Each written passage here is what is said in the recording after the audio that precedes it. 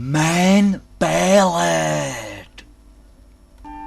Sehr geehrter Herr Labatsch, ich möchte mich bei Ihnen inständig entschuldigen, dass ich Sie letzten Freitag im Gasthaus zum goldenen Kelch geschlagen habe.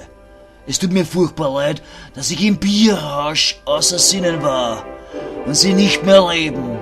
Als Wiedergutmachung habe ich einen Kranz dem Wiener Zentralfriedhof Aufbahrungshalle 3 zugesandt.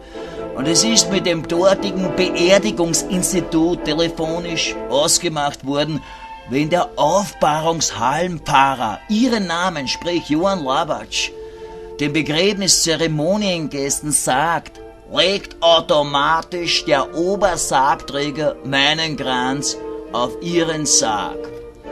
Jetzt etwas Persönliches. Lieber Labatsch Hansi, als die Papen im Wirtshaus gehalten, hätte da keine auf die Goschen gehabt. Du warst nicht umgefallen und am Erdboden verdurst. Tja, was mein Buchsische gerissen. Der Schuldenpeil ist mir noch 5 Euro kodig.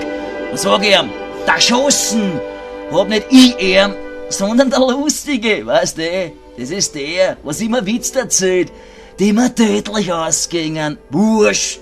Die Teufel in der Höhe werden das schon erzählen.